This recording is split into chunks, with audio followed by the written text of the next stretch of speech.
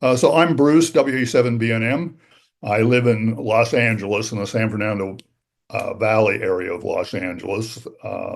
Have lived here since '79. There are currently 466 active contests on the calendar. There are 700 something unique contests, but 300 of those are no longer active contests. So, some contests come and go. Others have been here forever. In April, this past month, people from 152 countries access the site. So it really truly is used as a worldwide contest calendar these days. I want to emphasize the contest calendar is not an event calendar, it's a contest calendar because I periodically get emails from people saying, oh, we're going to have the Apple Pear Blossom event station and hand out certificates, and it would be really great if you could put that on your calendar. And I always tell them, well, first of all, is it a contest? What's a contest? Well, do you have scoring? Do you recognize winners? Is there results? And they go, no, it's just an event. We give out certificates. And I say, I'm sorry, but I just don't do events. Maybe there's use of an event calendar. QST publishes events. Some other eham.net, I think, publishes events. But it's truly a contest calendar, not an event calendar. So I thought what we'd do is we'd walk through the calendar. So this is the homepage of the calendar. I should mention, I should thank ICOM. ICOM has been a sponsor of the calendar for, I don't know, like the last 5 years, helps defray the costs of hosting websites. They're not inexpensive to host, at least on good server hardware. And so they stepped up and were interested in sponsoring. And I said, sounds good. And they were nice enough not to require that their logo be giant on the top of the thing and more in keeping with the rest of the logo on the calendar. So I appreciate that. So here are the various sections of the calendar. I'm going to walk through them relatively quickly. The 8-day calendar is the one that gives you all the details. It literally is a rolling 8-day calendar. So the time on the servers in UTC. So yesterday is May 1st. And the top of the eight-day calendar has a graphic display of all the contests for that 8-day period. You can sort of see how things overlap and when there's gaps. And then for each one, it gives you the details. And depending on the contest, there are more details than other. One of the important parts for people using it who, for instance, as a DXer, you may not be interested so much in the contest, but geez, who's going to be participating in this contest? What opportunities are there to work countries I haven't worked before, or states, banned countries, etc. So the top part tells you the geographic focus, who can participate, then what modes. So we're looking at the 432 megahertz spring sprints as a series of spring and fall sprints. Then there's a number of contests that occur on a monthly and weekly basis. The CW Ops tests have become very popular. It's designed to promote CW and has a whole CW Academy to help people improve their CW capabilities, literally from scratch up to being pretty competent. They have 4 a week. We'll get past some of these. SKCC, which is the Straight Key Contest Club, has a series of monthly contests. The NCCC Northern California Contest has an FT4 sprint. Let's get down. There's an RTTY sprint. NCC's sprint is a CW sprint. Cup. Let's get down to some other. So it's Italy-based. Focus, recognize people worldwide, participations worldwide, modes are phone, CW, and RTTY, 80 through 10 meters, and you can see what classes you can operate in. They recognize both low and high power. Some contests also recognize QRP, tells you what the power level is for high power, anything above 100 watts. Most contests have gone to 100 watts as the dividing between low power and high power. ARL used 150 for many years, but a couple of years ago went to 100. Tells you what the exchange is. So if you want to dive in there and work somebody. You don't sound foolish and you know what they're expecting. Tells you how the contest is scored for that, what the multipliers are. So if you want a contest, it sort of tells you how should I spend my time. It looks like in this one, I get credit for working countries per band and also Italian provinces per band, how the score is calculated, when the log due date is, whether it accepts email logs, in this case, no, a web link for an upload, whether it accepts paper logs, in this case, no, and what website can I find the official rules on. And although I try to summarize the rules, I also recognize that sometimes rules get updated at the very last minute and I don't know about it. Some contests are not very good about updating their website. They'll still say 2022 rules on it, but they're really the current rules. And I just encourage people also to look at the rules because not everything, I don't summarize everything. So here's the seventh area, call area QSO party we just were talking about briefly. Basically says the geographic focus is 7 land, but anybody worldwide, CW phone and digital, but no FT8. So I'm not sure there's a lot of digital in that. 160 through 10 meters, various classifications, etc., multipliers, so forth. Indiana QSO party, Delaware QSO party, New England QSO party. And so this is the 8-day calendar. The other things that are available at the top are if you're, well, you can skip back 8 days and you can skip forward 8 days to see the same level of detail. This one is a link to an RSS feed, which is useful to clubs who want to put an 8-day calendar on their website. And all they see is the name of the contest and the date times of the beginning and end of the contest. And then you can click on it and it would take you to my calendar.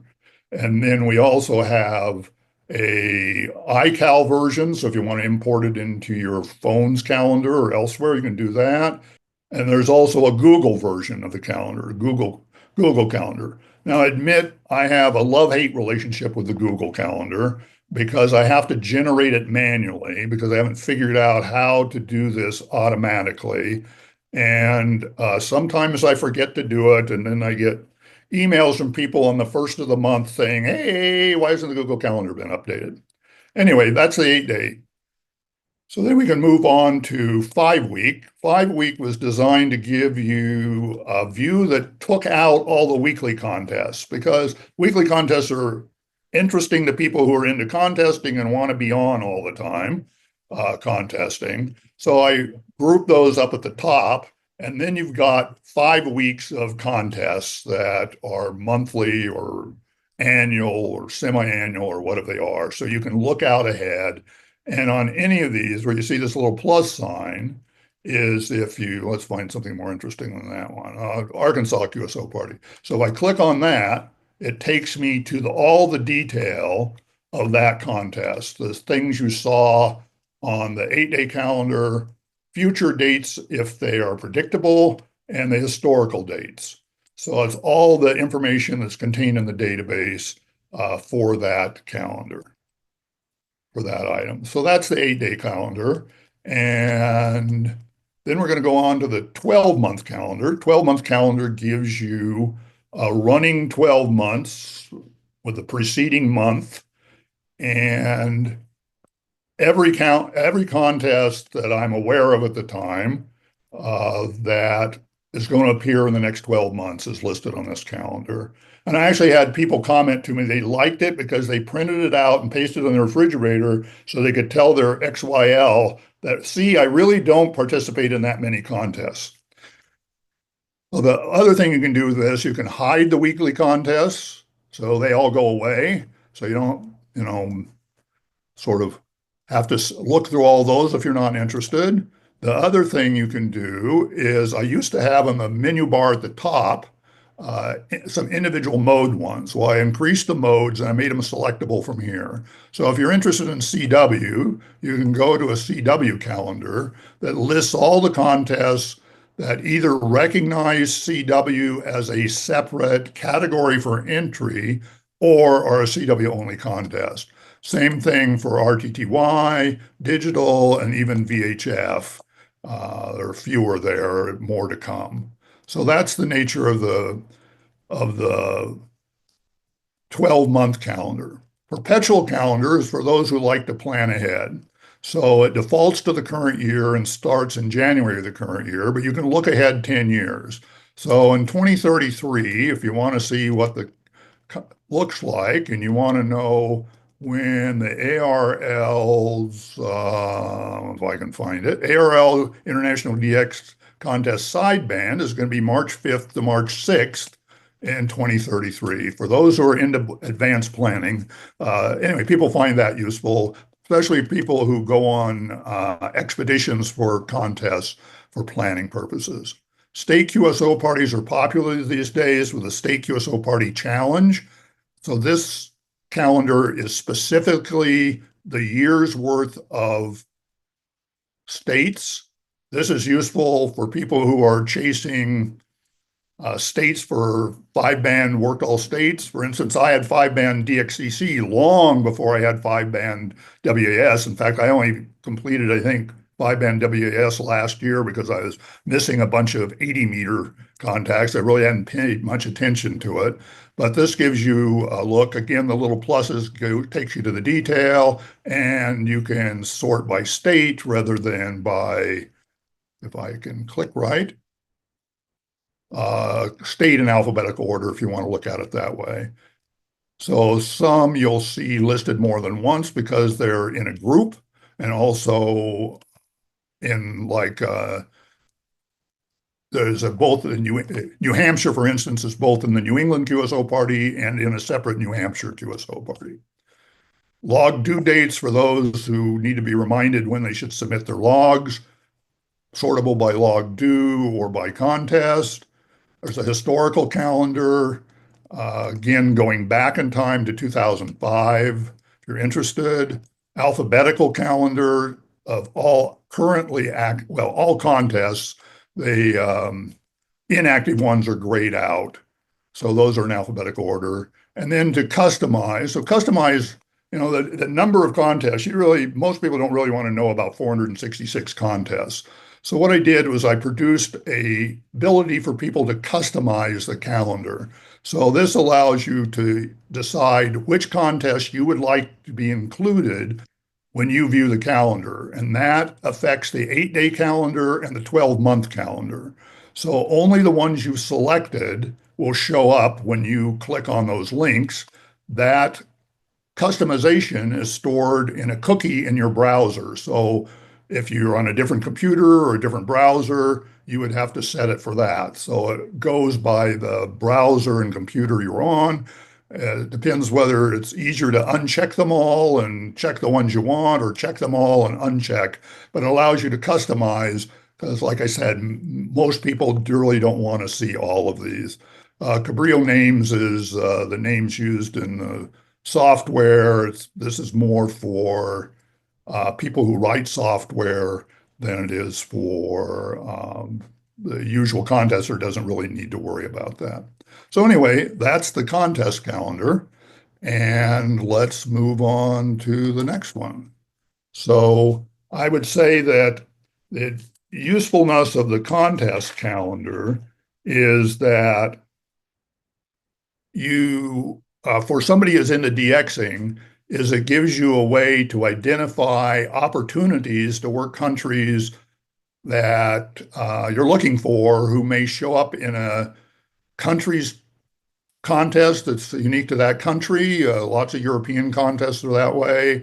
Or you figure there are people beyond the big CQ Worldwide, ARLDX, have lots of participation, particularly CQ Worldwide. CW has the most participation of any DX contest, over 10,000 entries each year. So you have opportunities to work people that may not be on other times or hard to find. So